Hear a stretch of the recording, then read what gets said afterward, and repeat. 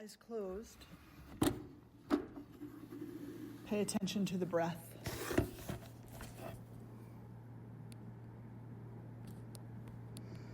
Notice the breath moving in and out as you inhale and exhale.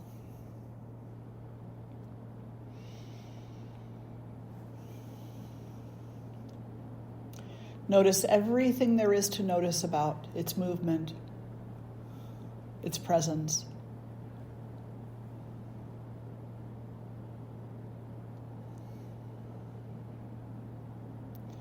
Notice where you begin to recognize it.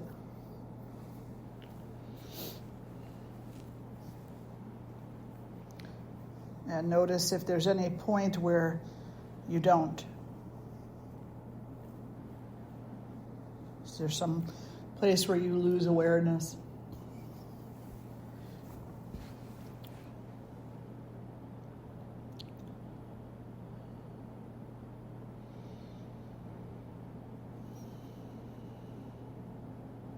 Can you maintain that awareness for the entirety of it? The complete inhale, the complete exhale, and the cycle of inhaling and exhaling.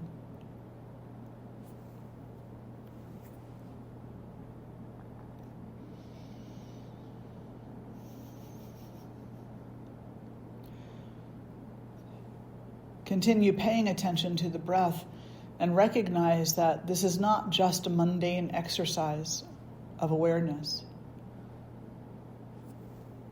unless you want it to be.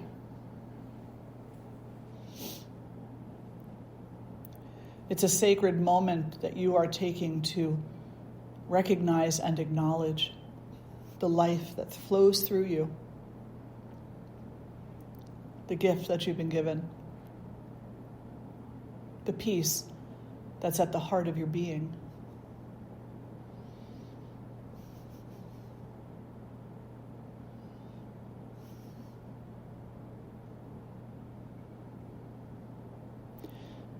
Knowing that, draw the hands together in front of the heart.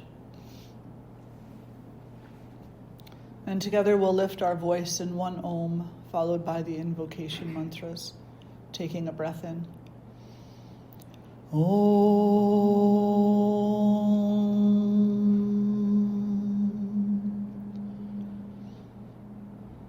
Shri Guru Bhyo Namaha Hari Om Ganana Antva Ganapati Gum Havamahe Kavin Kavinam Upamashravastamam Jesta Rajam Brahmanan Brahmanaspata Anashrinvanuti Bisida Sadanam Mahaganapataye Namaha Prano Devi Saraswati Vajebhir Vajini Vati Dhinama Vitriyavatu Ano Divo Brahataf Parvatada Saraswati Ajata Gantu Yagnyam Havan Devi Jujushana Ghritachi Shagman Nova Chamushati Shrinotu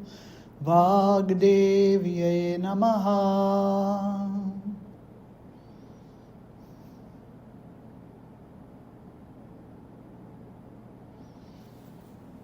And gently releasing the hands down and fluttering the eyes open.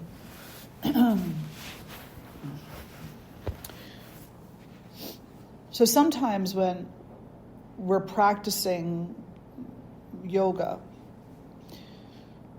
there's a call from the teacher to pay attention on purpose to something.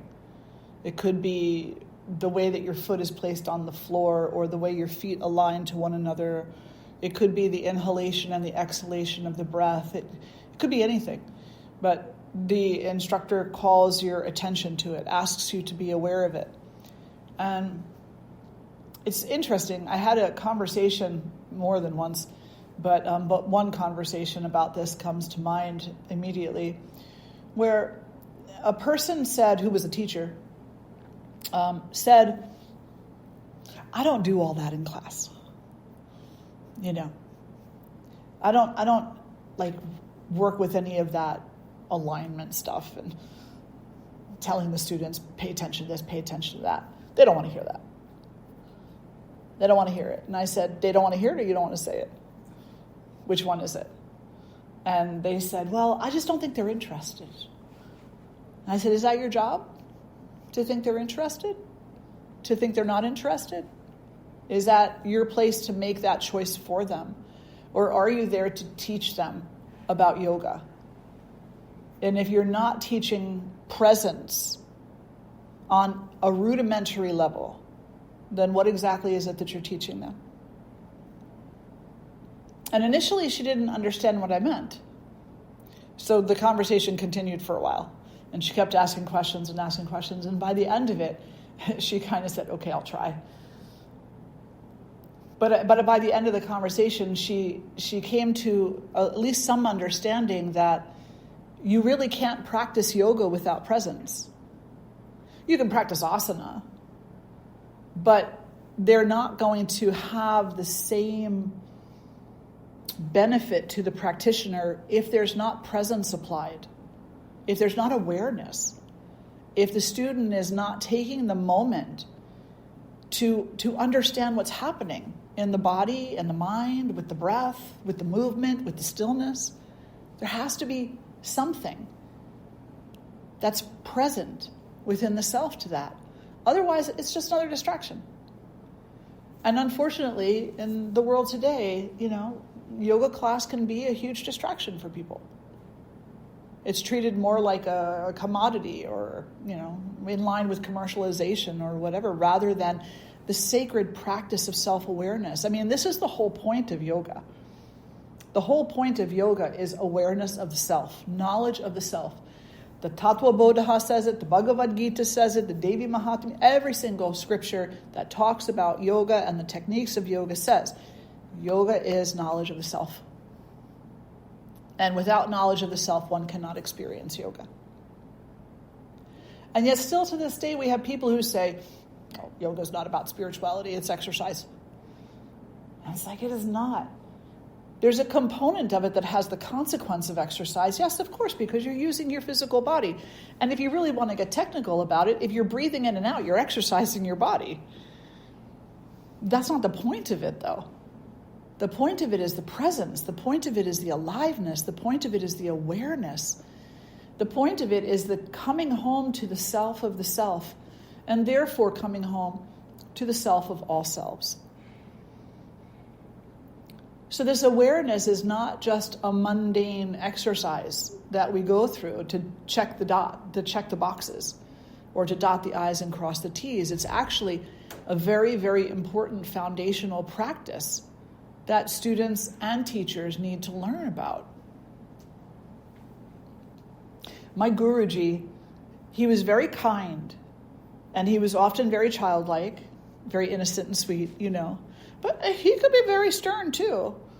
And I remember being at his ashram, and we were doing a meditation practice, concentration practice, and somebody in the room kept getting up and going out and coming back, and it was long, it was like 3 hours or something, Okay. And he finally turned around and he said to the person, "What is wrong with you that you cannot sit still for even 15 minutes? Where is your mind that you have to get up and go, get up and go, get up and go? What kind of yoga is that? That's not yoga." The person sat for the rest of the time. Now, to some people, that might sound harsh, but it's actually not harsh. It's straightforward honesty. It's truthfulness. It's being practical, It's not fluffing it over with prettiness, right? It's just saying, look, if you feel the constant need to go, go, go, run, run, run, and you cannot sit in space for 15 minutes even, there's a lot of stuff going on that you need to look at. And the teacher who tells you you don't need to worry about that stuff is not telling you the truth. Not about yoga anyway. So these practices, they're not mundane, even if they feel like it. They're hard. I acknowledge that. There's some days I don't want to sit still. I want to go too. Especially someplace where it's warm. So chilly. But then we measure. We say to ourselves, hopefully, we say to ourselves, what has more value to me? To go, or to stay? To go shiny thing, or to turn inward and to sit in stillness? To surround ourselves with distractions, or to surround ourselves with divinity, so that everywhere we look, we're reminded. I remember the first time I went to India, one of the things that struck me the most, and it's so beautiful, and I can't even really put it into words that justify, that really express the experience that I had. All I can say is, every household that I was invited into, God was everywhere. Like Shiva, Krishna, Durga, Kali, it was everywhere you looked. You walk down a street, there's a temple and a mandir and a temple and a temple and a big temple and a little temple, everywhere. And I was talking with Swamiji about it because it just struck me so profoundly. And I said to him, it's just so beautiful to have God everywhere. And he said, well, that's what you want to see. God is everywhere.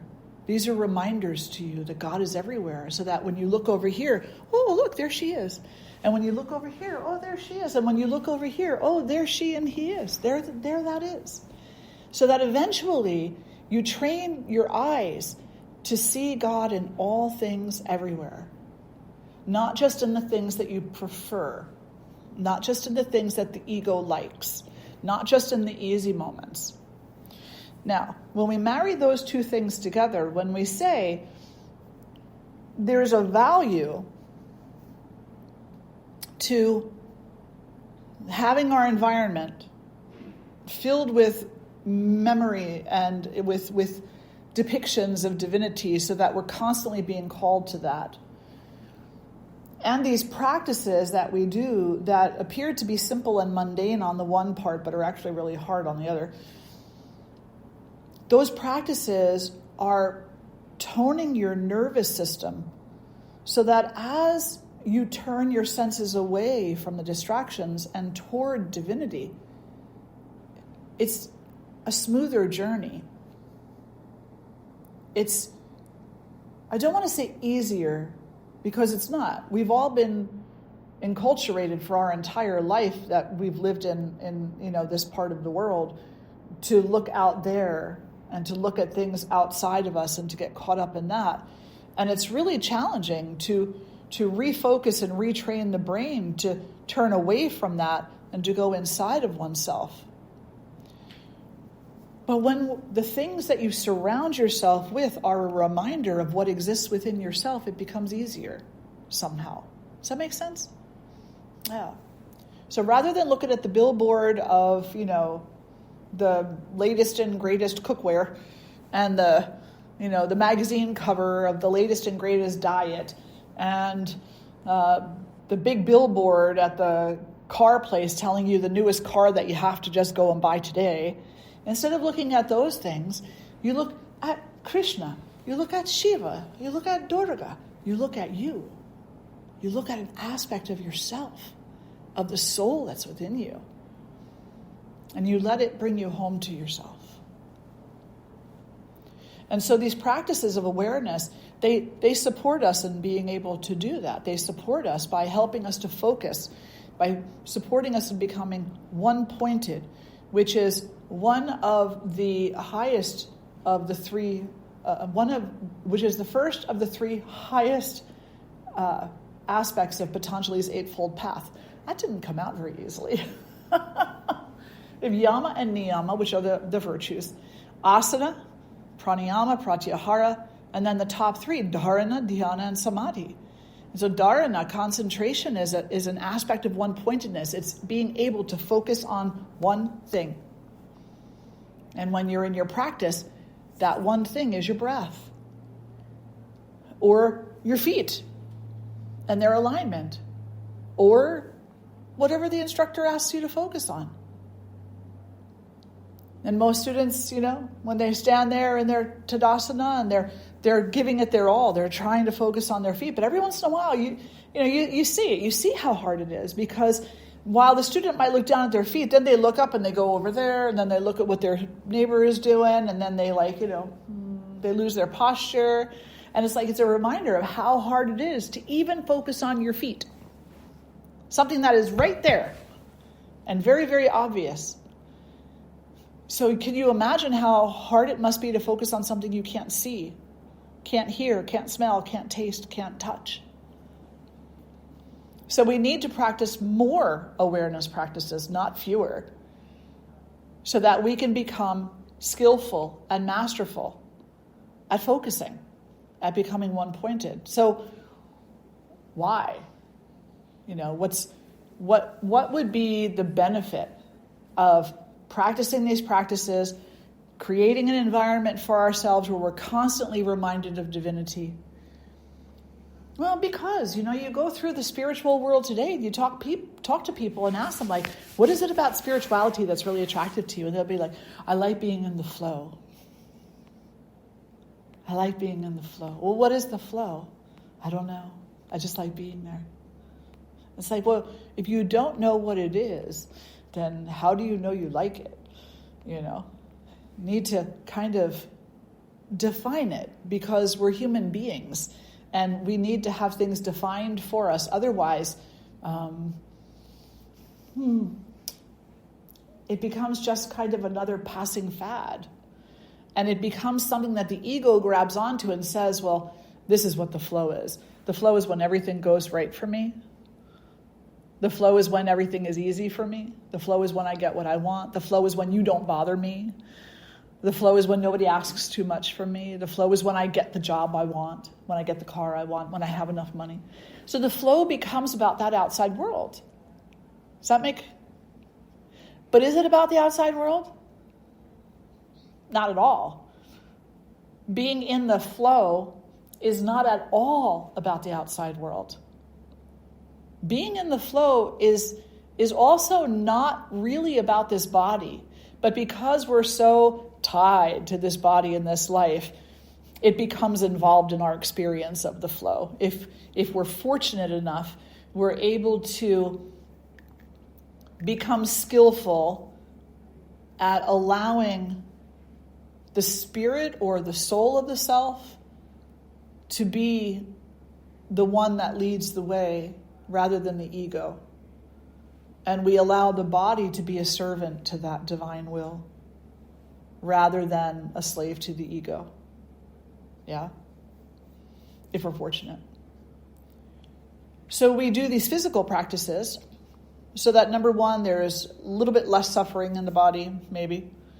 Or at least we know how to navigate that suffering a little bit differently, There could be less suffering in the body, literally, but we also know how to navigate it better so that we don't see it as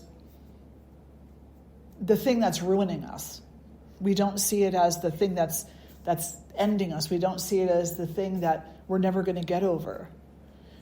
We see it as a natural part of life. We see it as something that we can breathe through and breathe with. We see it as a way of deepening compassion and empathy for the way that we view others as well as ourselves. These awareness practices, they allow us, and the physical practices, the asana and whatnot, not only do they allow the body to have a little bit less suffering, or at least better navigation of that suffering, it also gives us a place to put our awareness, because we're just not really good at that which we can't see. We're just not that great at it. Maybe for a few moments. But ultimately, we're going to come back to what's sensorial to what stimulates us. And the number one stimulator is our physicality. So why not let that be a tool for us to keep us situated in this moment, a little bit more present than absent, a little bit more aware than ignorant, a little bit more understanding than not understanding. So we bring these practices to ourselves as a way of connecting to ourselves, connecting to the ground, connecting to divinity, connecting to the breath, connecting some more. And then in that process of connection, there's something really interesting that happens. The outside world loses its intrigue a little bit, you know? You start to look at things that, if you looked at it previously, it might have driven you mad with either passion or anger or something else. And I can't say the number of times that new students will come back after a few classes and they'll say, it's really weird, but I notice I don't react the same way to things that I did 2 weeks ago. Like, what's going on? This practice doing something weird to me? And I say, I don't know, is it weird? And they're like, well, I mean, it feels good. I said, well, if it feels peaceful, then so be it. Be thankful, you know? So the world doesn't stimulate us the way that it used to. It still does. It's just not the same. And hopefully, if our practice becomes established over time with, great regularity and great enthusiasm, then the outside world loses more and more and more of its grip on us. And the more that we're freed from that grip, the more we can turn inward to come to know ourselves. And we don't feel the pull, the tug, the guilt, the worry as much. Or it's just different somehow. We feel more at peace, even in difficult moments. We feel more love, even in difficult moments. And we even feel love for the sorrow that we feel. We even feel love and compassion for the sorrow that we feel. My husband passed in 2018. And I have to say that if that had happened at another point in my life when I was younger, I think it would have been a much different experience. I really do. Because at the point when he passed,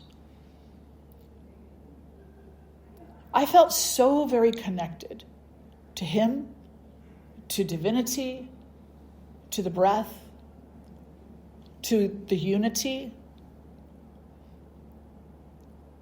At another point in my life where there wasn't so much connection, I think that I would have been hit in a much different way.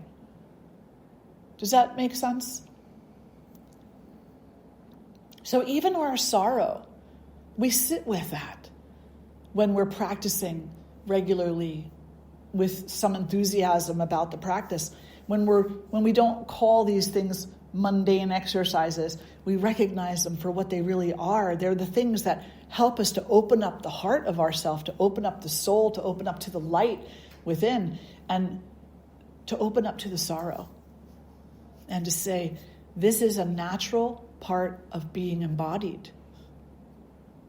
I need to embrace this the same as I embrace the easy things. Hold on to it like I would hold a child who's crying. Care for it, nurture it, allow it to heal. Be present to it. Not run away from it. Not go and drink it away, smoke it away, shop it away, sex it away, whatever it away that a person does, but to be present to it. Being in the flow is being present to it. Seeing it for what it is. Not feeling that you have to run away from it or even run to it. Some people run to it, right? They run to their drama. It's like, give me the fight. Give me the imbalance. Give me the story. Give it to me.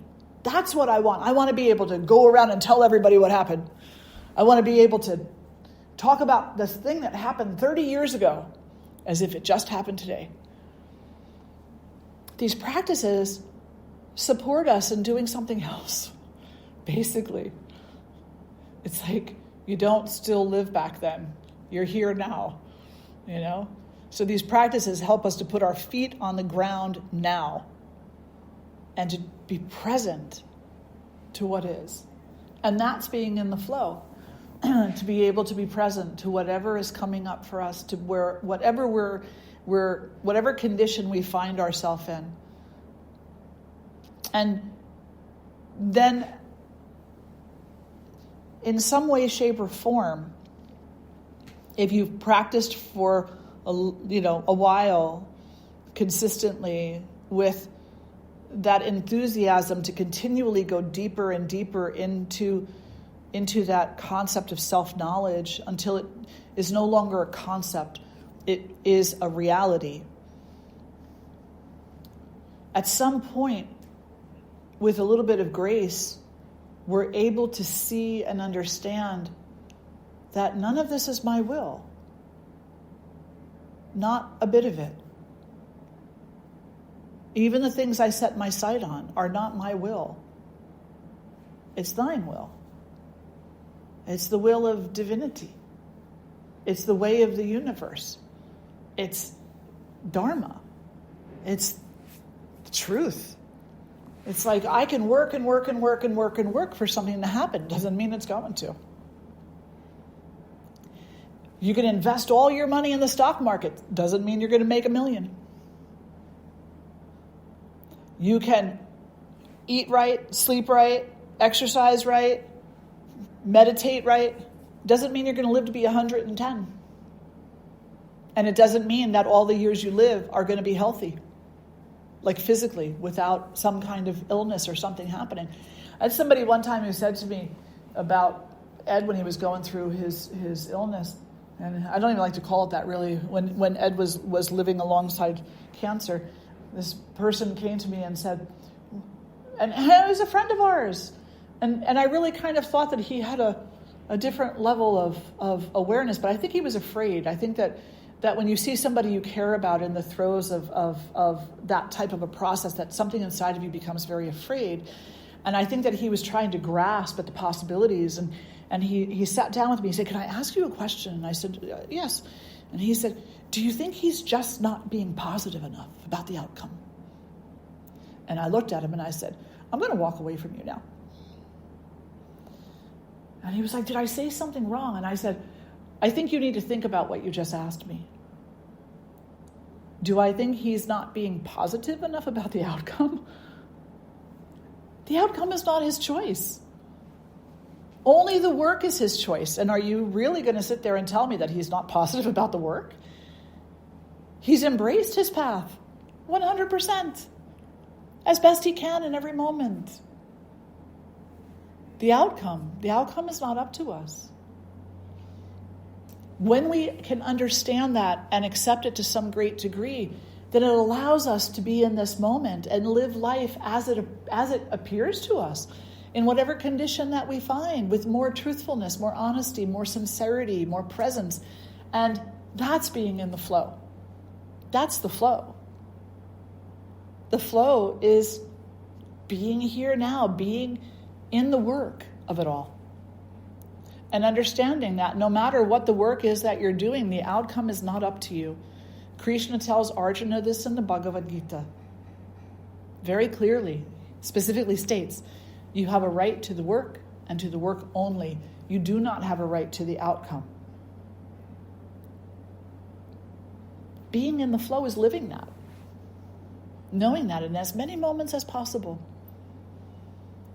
So what do we do then when we're concerned about the future, worried about the future, fearful of the future? We just remind ourselves the future is an unknown, and it will remain that way permanently. We will never know what the future is going to bring, because the future could bring us anything. Anything. I got a letter in the mail one day. It's very strange. I got a letter in the mail one day from an attorney who I didn't know, from another country I'd never been to. And the letter said, your aunt 3 times removed, I don't even know, has died and you're in the will. And I went, who?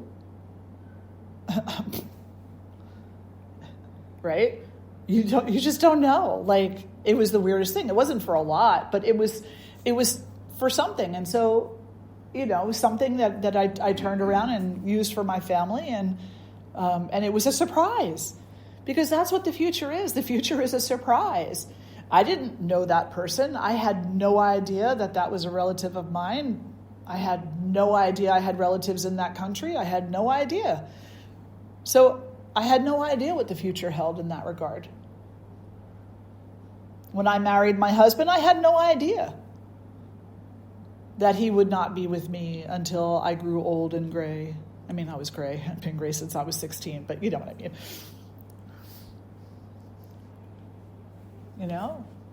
When I first started practicing yoga and studying yoga, I had no idea what the future held.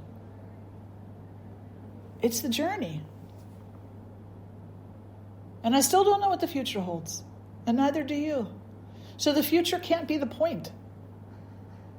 The future can't be the point, because we will never know what the future holds. We will never know what the future holds. We can live our life exactly a certain way. We can do all the right things, and it's still not written in stone. It'll never be written in stone. So that must mean that that's not where our focus is meant to be. If that's where our focus is, then we're not with the flow. Even if we're worried about this Friday, even if we're worried about Monday, we're not with the flow. Because we're here now, in the midst of the work now, right now. They did a great study several years ago. It was I read it when I was in graduate school, so it has to be at least 15, 17 years ago, I guess. And they said that they did this study on mindfulness. And I think it was a little bit of an older one, so it might have been from like the 90s, the study itself. But they did this study. They went into all these really large corporations that had like thousands upon thousands of employees. And they talked them into offering their employees a mindfulness-based program. And what they wanted to do was measure the outcome of absences, job satisfaction, turnover rate, sense of safety, and a few other things. Quality of life questions. So they got a certain number of these places, and I think like IBM was one of them, or like maybe Microsoft or something, one of these big organizations. And they had a blind group study, a control group, and then they had another group. So I don't remember the exact aspects of the study itself, but basically what they found was that the people who took part in the program, they signed in for a 3-month program where they would practice once a week. As part of their work, they would go to this session once a week for an hour. And then they had this other group that didn't. They had them all fill out these quality of life questionnaires.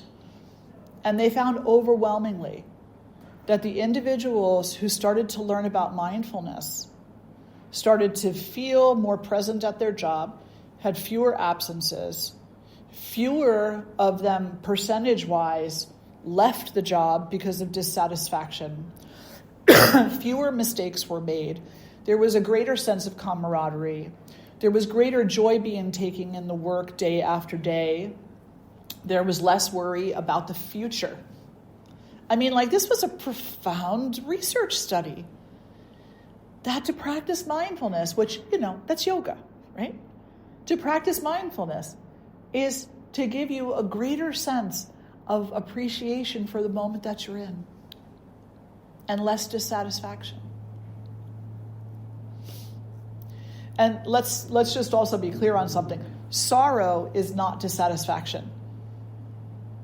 Sorrow is not dissatisfaction.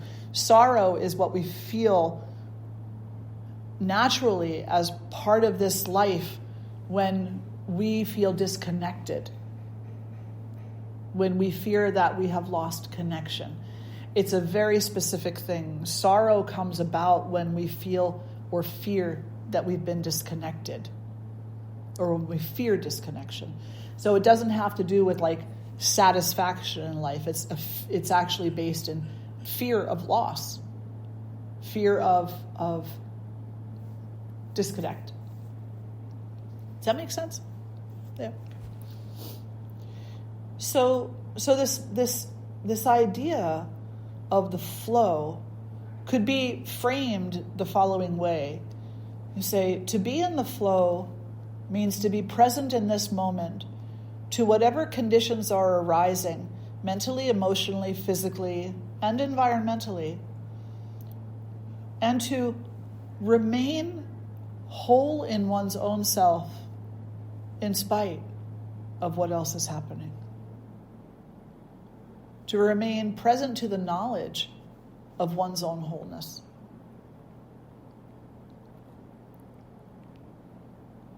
And I know that that's like, on the one hand, it might sound kind of woo-woo. On the other hand, it might sound a bit rose-colored glasses. It might also sound like spiritual bypassing, but it's really not. Because when we investigate things that are going on in our life in this moment, from as close to this moment as we can get, when we're present to those things, we can really be present to them. We can really be present and appreciate the difficulty, the ease, all of it, instead of complaining about it, instead of arguing about it, instead of being dissatisfied and letting that dissatisfaction bring us to places of resentment, regret, avoidance, attachment. I talk about Ed a lot because it was just such a profound time. And I think that it's, at least I feel, and I could be wrong, but I feel that real life examples are often powerful for people. And I can say that, to some degree, we were able to be present together for what he was going through. Now, he went through it. I didn't. I went through what I went through. But we were able, through these practices of yoga, to be present for each other in the midst of what he was going through. And because of that, it was possible to honor the difficulty, to honor the journey, to honor the sense of loss, to honor the sorrow, to honor the unity, to honor each other's tears, to honor each other's fear, but also to honor the beauty. The beauty. How can there be beauty in such a loss? Of course there's beauty. Because it's just a reminder of love. It's a reminder of what we're capable of together. What we're capable of. We're capable of being so together, so side by side, so loving of one another, so nurturing of one another. We're capable of that. And that gives us great hope. And when we have hope, then the work is absolutely possible and joyful and hard, but worth it. When we don't have hope, then where do we end up? We end up resenting each other, regretting each other, arguing with each other, blaming each other, avoiding each other, grasping at each other, hating each other. We end up in a world like what we live in today. Overall, we end up in conflict. And conflict of that nature, well, it's the cause of great dissatisfaction. We'll never find satisfaction while we are openly contributing to the conflict, egoically contributing to the conflict. So being in the flow is also, it also requires self-responsibility. It requires me taking an inventory of my own behaviors and saying, understanding, or at least trying to understand the things that I'm doing, the thoughts that I'm thinking, the actions that I'm taking that are contributing to my own suffering. When I want to run instead of stay, when I want to grasp instead of release, when I want to hate instead of love. I need to understand and see clearly those things so that I can hopefully evolve them for what we'll call the better. What's the better? So that I become a person who is less and less the cause of other people's suffering. And really, if you are in the flow, you are not causing other people's suffering. You're bringing a radiance and an energy of light to the world through your presence. And that's not woo-woo, you know? You've been around those kind of people, right? You've all met those kind of people. Swamiji was one of those people. He'd walk into a room and faces would light up. They'd just be so taken, you know, just by his presence, because he was just so holy, so sacred, and so present in the moment. Really amazing, just amazing. And I've just been so blessed through knowing Swamiji and just being blessed to spend time with him. I also met so many other individuals of his caliber. And the thing that you just keep experiencing is this, it's like a vacuum of light, you know? It's like you can't help it. If you walk into a room that has even a single person in it who has come into that experience of knowledge of the self, you automatically feel that it's possible. You automatically feel that it's possible. And something is awakened inside of you that says, step into the flow, step into it. Don't run away from it. Don't be afraid. This is you you're talking about, not the you that you see in the mirror or that you imagine, but the real, true you, the you that is also the light, that very same light. Questions or reflections? Udeji. How do you get this through teenagers' minds? Well, if I knew that, I'd write a book. Or 5. How do you get this through teenagers? Because as a teenager, I would say, you told me I should be grounded. I am. I'm sitting on the couch. I'm lying in my bed. You said I should focus. I'm on my Instagram, on TikTok. Yep. You know, everything is happening. I'm not disturbing anybody. Yeah. That's the kind of world they're in. And I keep telling, especially when I see kids who are in elementary school or whatnot, right? Our neighbor he's in the 3rd grade, there's no phone for him for a very long time. Yeah. From the parents. And then the other day he showed up on Facebook. The kid. As a recommendation for my friend. I have to say that I'm so grateful that my kids were kids before all that. We had video games for them, like Atari and whatnot, but it was very limited. It was very, very limited, and it wasn't the same as what's there today as far as the eye flutters and everything and the addictive aspect of it. They played maybe an hour a week or something like that. And that was only if the thing worked, right? Because you had to hit the cartridge and whatnot. My daughter's kids, they were raised in the technology age. Now, Christopher's 17 and Elena is 11. Christopher got a phone when he was 15. No, 15. He got a phone when he was 15. Elena's 11. She does not have a phone.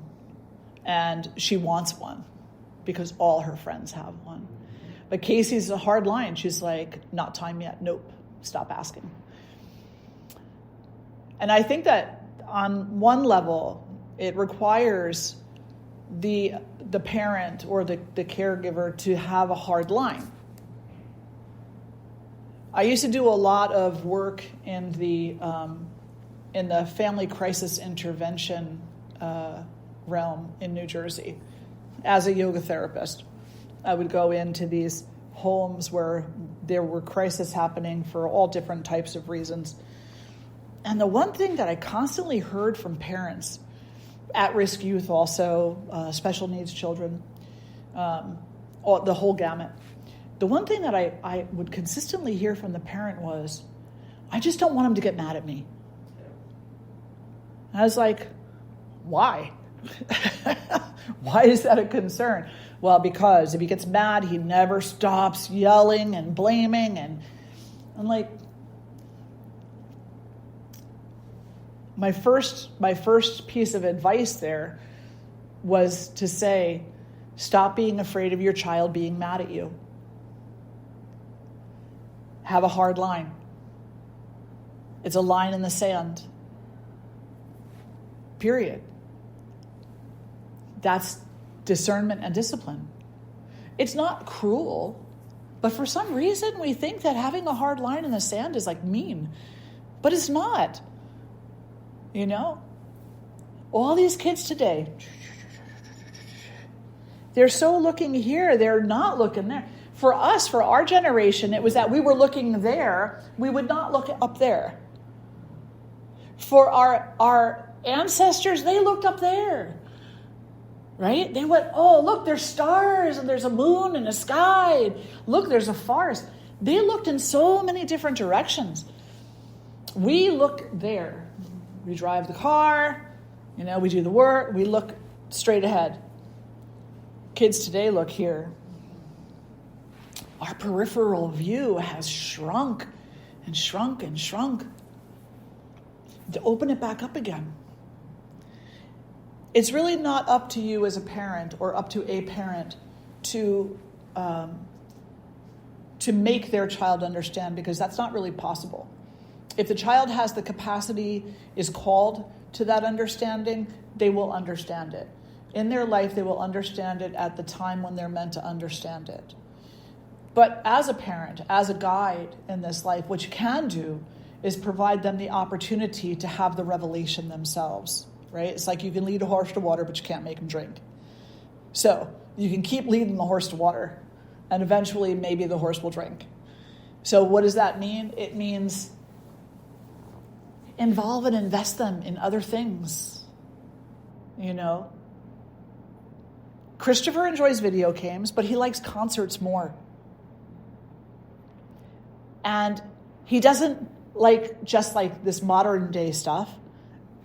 He's been exposed to all kinds of music. He was very much in a shell when he was younger. Music brought him out of it. Theater brought him out of it. Expose your children to music, live music, and not just modern music, but like jazz and classical. And bring them to a place where they can see the intimate connection of the musician to the instrument. It's so amazing to watch. Have you ever watched a guitarist play guitar who's like a masterful guitarist? Oh, or a cello player, or a harpist, or an artist of any kind. Let them see what it is to be applying yourself and relaxed in that application. And have conversations like, did you notice how they came into that one solo, which was so complicated, but they were so easeful about it? That's relaxation. That's what we can call relaxation. That they have spent the time working to cultivate such skill that they're then able to be relaxed in the midst of the work. I don't know if that's supportive, but that's the way that I see it. And that was what I tried to do with my kids too. However good of a job I did, who knows? But because Lord knows, yeah. They learn things in their own time. We can't rush them into it. All we can do is try to maintain the environment that invites a greater learning, a greater revelation for them. Have it constantly be there. Just like for us, Saraswati, Ganesha, Krishna, Saraswati. Everywhere you look, the lotus flower. Everywhere you look, something to remind that there is a higher order. There's a higher order. And these things, well, you told me to relax. Yeah. You know what that is. You know what that is. That's 13 to 15-year-old angst. That's the angst of whatever the age of the child is. That's also their stubborn streak and their way of justifying their own sense of independence, which we can't crush, right? You can't crush that in a kid. You have to let them figure it out to some degree, but not to the entirety of it, right? You let them have a little bit of that, and then you also give them the other opportunities along the way. Yeah, it's not easy. It's not. But it's necessary. So I feel today's youth need to get off of the computer, 100%. It's just the computer is not okay. The access is not okay. The things that they see and learn, not okay. Get them involved in nature. Take them horseback riding, swimming in the ocean. Take them to the farm and let them work on a farm. It's like a greatest thing for a kid to get their hands in the dirt, plant seeds, help with the harvest. If it's possible in the summertime, send them away for a 2-week camp where they're outside all the time. And there are no computers. It's not part of the program. Once you show up at the camp, first thing you need is where's the Wi-Fi password? I know. It's like, sorry, hon, there's no Wi-Fi here. Oh, they're going to go through. What are they going to go through? They're going to go through withdrawal. Yeah.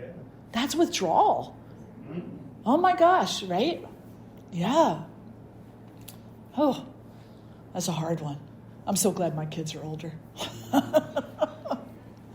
I really am. I hope that was supportive, but truly, it really is about building the curiosity about what else there is, and for them to understand that this accessibility 24/7 thing is not healthy for them. It's just not. It's not healthy for us. It's not healthy for them. Yeah. Any other questions or reflections? Yeah. So people are always talking about manifestation, or you have dreams and so forth, and then you're saying the end is not sure. It's not certain to anybody, but then what am I trying to say? But then you do the work. So where does that come into play? As far as you see, you want to do your vision board and all this sort of stuff. Is that even something that's... Well, it's not going to hurt you. Right. It's setting an intention. It's setting an intention. So if an individual, look, we have this thing called a great imagination. We can imagine our future a cruddy place. We can imagine it an amazing place. We can imagine whatever we want to. And if you're going to make a vision board about the things that you want to manifest in your life, then absolutely make that and make it the most amazing vision board. Let it include low order, middle order, higher order, and the highest order. And what is the highest order? I understand that there's a lot of work to do to acquire any of these orders. And I understand that the joy is in the work, not in the outcome. So if I put on here a brand new house, and 15 years from now I find myself still living in an apartment, I'm not going to see my work as a waste. because the higher order allows me to understand that it's for the sake of the work only, not the sake of the outcome. But these are intentions, aspirations, but I won't be bound to them. So there's this really great story of a person who went to medical school. Ever since they were a child, they were from a family of surgeons. And ever since they were a child, they were pretty much told, you're going to be a surgeon. Everybody in the family is a surgeon. You're going to be a surgeon. And they loved medicine. They wanted to be a surgeon. So that's all they talked about. All their schooling was preparing them to become a surgeon. They go to pre-med, then they go to medical school. They go through the whole thing. They become a surgeon. But the day that they're to graduate, they get into a car accident. And in the car accident, they lose the use of their hand. They can no longer be a surgeon. Now, their life is a waste. Everything that they've done up to that point, a waste. There's no hope for anything. Is that true? Of course not. Because what do they have? They have wisdom. They have knowledge. They can teach. They can still do other things. Just because that one thing is not what's going to happen doesn't mean that something else is not worth the time and effort that's been put in. So let some part of that vision board reflect that whatever this entails, whatever work, the work is the point. And whatever the outcome is, the work will support you in accepting it. Yes? Just a brief thought. My mother's neighbor, she's very close to, was a surgeon and allowed just a troubled teenage friend of her son to move in. And he had a psychotic break and hurt her. And she was unable to practice medicine anymore. And she became a rabbi. I mean, her life is so meaningful with Yeah. brings people. Wow. Yeah, it's profound. That's profound, Yeah. right? Totally. 100%. So whatever it is that I do now, let it cultivate within me the qualities necessary to be face to face with whatever comes. So as you're envisioning the board, let that be part of it. Let that be part of it. Manifestation, when we have to understand also that the concept of manifestation in large part is part of the New Age movement. When we start talking about manifesting money and manifesting this and manifesting fame and all, this is in large part the New Age movement. And it's a bit contrary in that way to yoga, because the manifestation of those things is outside of you. It's placing a great importance on things rather than knowledge of the self. But it doesn't mean that it's a bad process. It just means that it's important for spiritual growth for an individual to understand that acquiring things is not gonna give you happiness. It may give you momentary satisfaction or glee, but that's going to fade away the moment that the next goal comes up. So instead, as you're manifesting this, always have a higher order thought in your mind. Like, yes, I'm attracted to money. I'm a human being. I'm attracted to a car. I'm attracted to a house. I'm attracted to this. I'm attracted to that. Fine.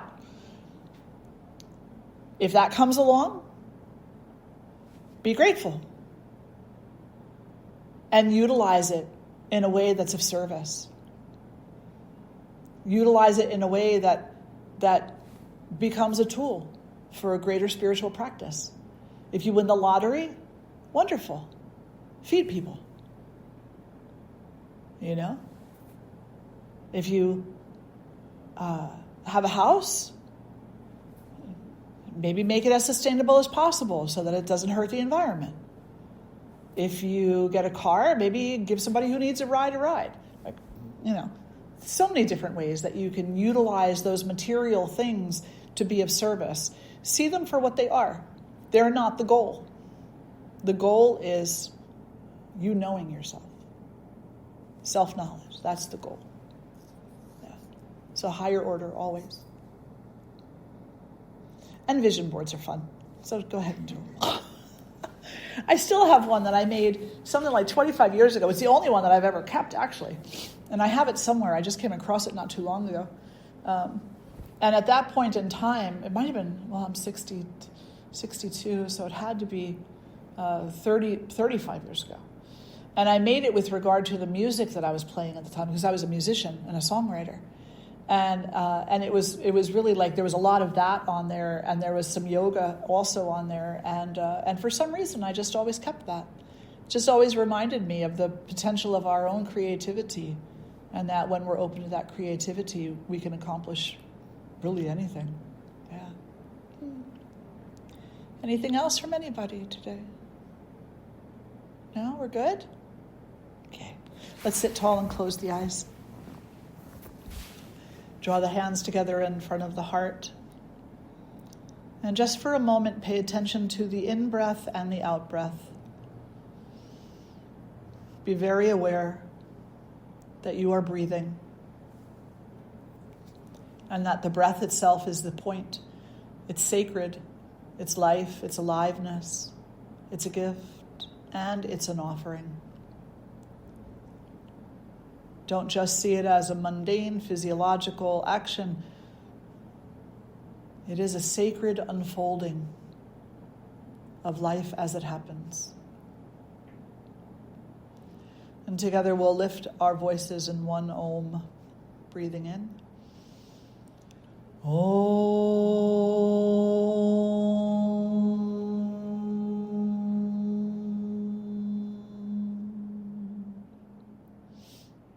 May all beings everywhere know peace, love, light, and happiness. May all beings know their oneness. Om Shanti, Shanti, Shanti. Thank you all for being here today. So good to see you.